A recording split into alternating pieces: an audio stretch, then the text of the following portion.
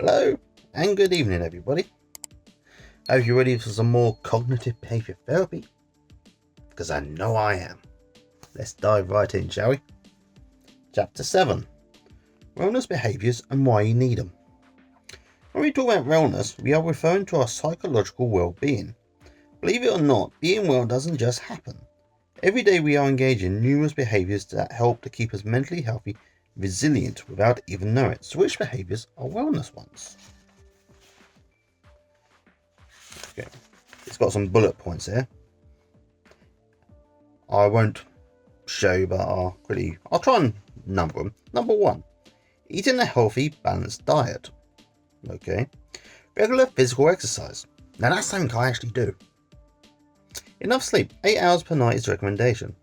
I struggle to get 8 hours, I'll be honest with you people. 6 is probably more likely.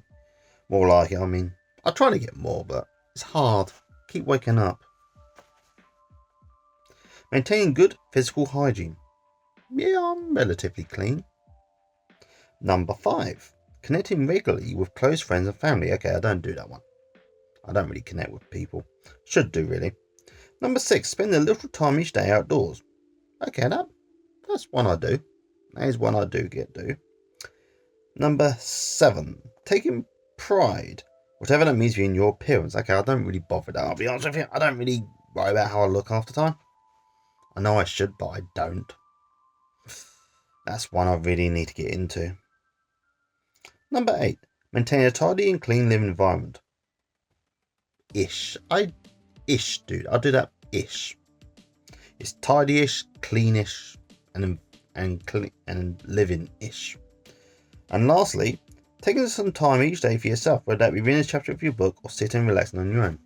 Okay, that's something I do as well. Probably a bit too much thinking about it. But on with the book. Let me fix this for you. Sorry people. Of course, we are not saying that cleaning your teeth twice a day is enough to keep you mentally well.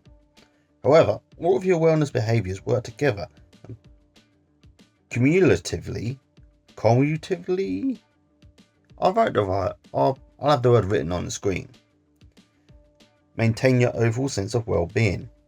It is not unlike spokes in the wheel. Imagine a big wheel with many spokes allowing it to continue rotating. If one spoke is removed, it is likely that the wheel will continue spinning. Even if another spoke is removed, the wheel may carry on spinning. However, if spokes keep being removed, the wheel will eventually stop spinning and fall. It doesn't stop because any one spoke has been removed, but rather cumulative. That's the word, cumulative and cumulatively. So the word won't be up on screen. Effect is the factor that stops the wheel turning. Being well is exactly like the wheel described above. Each spoke refers to one wellness behavior. If for some reason we remove it from the wheel, example, stop engaging in regular exercise, our wheel may continue to turn. But if more drop off, we will find that seemingly out of nowhere our wheel stops spinning and we are left feeling stressed, sad, angry, etc. Very true. I feel that. Let's straighten you up, Mr. Gamma. I can hear flies and bugging me, but we'll carry on. Take the following stories for example. Brian is a 37-year-old man who works in the city. So young, he's got his life in order. He works hard and also makes time for things he enjoys. He is very creative and thoroughly enjoys painting on the weekends. He also enjoys running and jogs around his local park 3 times a week. He often socialises with friends and goes out on dates now and again. It's more than what I do. He has always felt quite confident and happy within himself. Lucky man. However, things changed when a demanding project came up at work.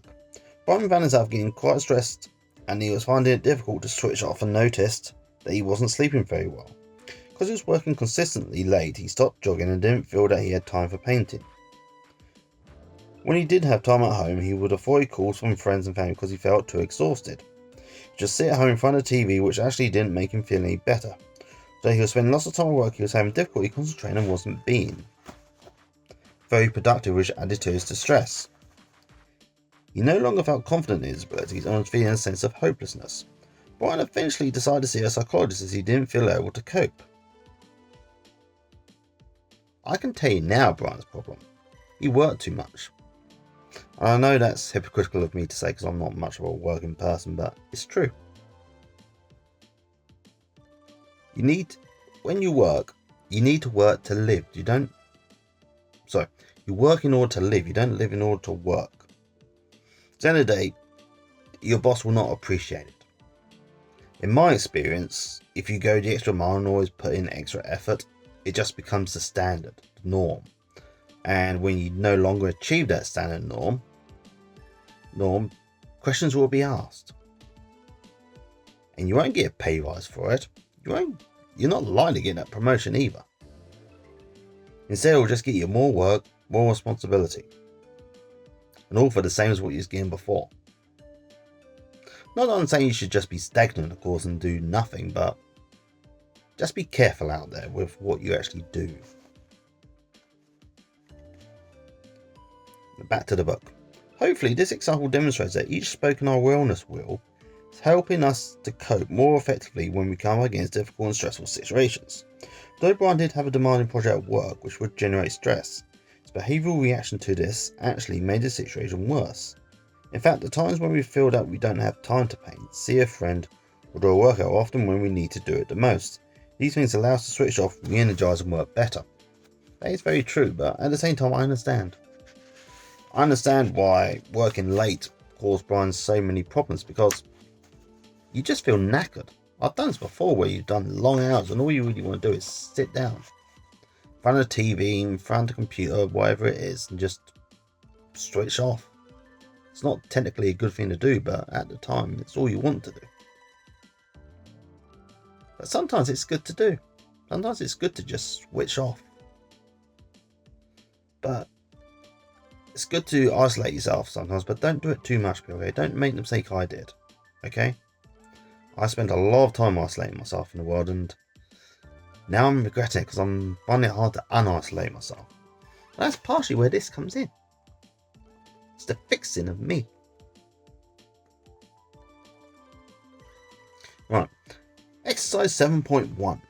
Spokes in your wellness wheel. Have a think about the spokes that make up your wellness wheel and fill in the words you opposite by listing behaviours that keep you well. In each of the boxes next to the spokes, include everything that you feel is important to your wellness. Guidance will review these regularly at the moment. This is your optimum wellness wheel. What unique behaviours keep me well? And as you can see, we have a exercise. See, you have a wheel and you put in all your things here. Now I've got to try and think of stuff to go in there. Yes, I know. Okay, so you have 1, 2, 3, 4, 5, 6. I've got 8 things to think of that keep me well. So first of all, I'm going to put in flogging. Number 1 is flogging. Doing what I do now. Talking about my feelings. Number 2, exercise, which I do in the mornings when I can. I jog and I get on my exercise bike. That is number 2.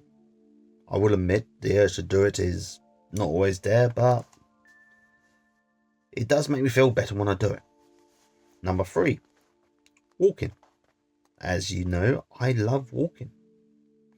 Number 4,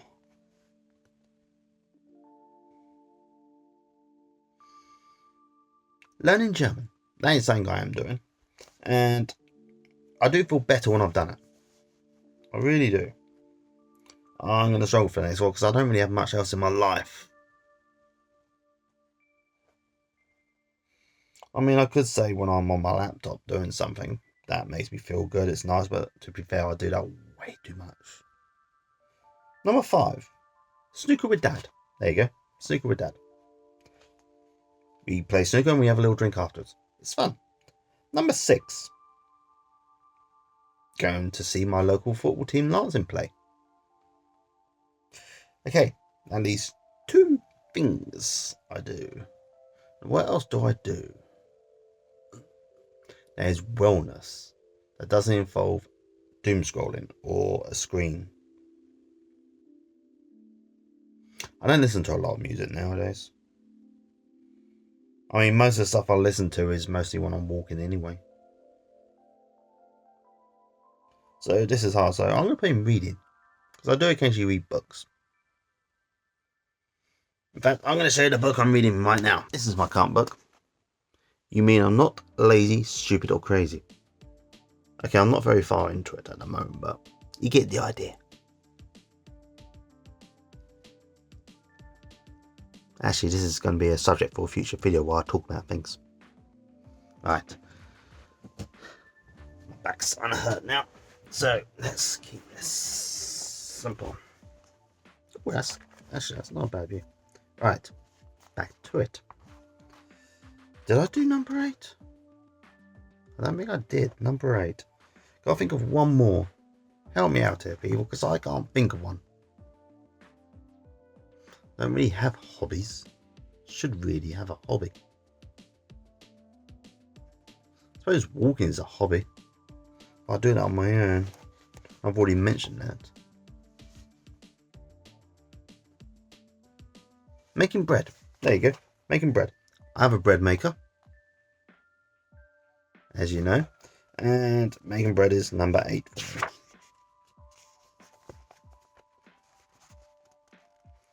You may find that some of the behaviours you listed have been long gone from your daily life. You feel that your will is already missing pieces. Perhaps you feel you don't have time or don't see them as a priority. Maybe you feel like you'd really like to change your routine and incorporate more of your wellness behaviours but don't know how. If that's the case, keep reading to learn how. But that's the end of chapter 7. Now, I did say it's going to be one per video. And I'm going to keep that promise. So, until next time, we've been doing CBT. Until next time, bye.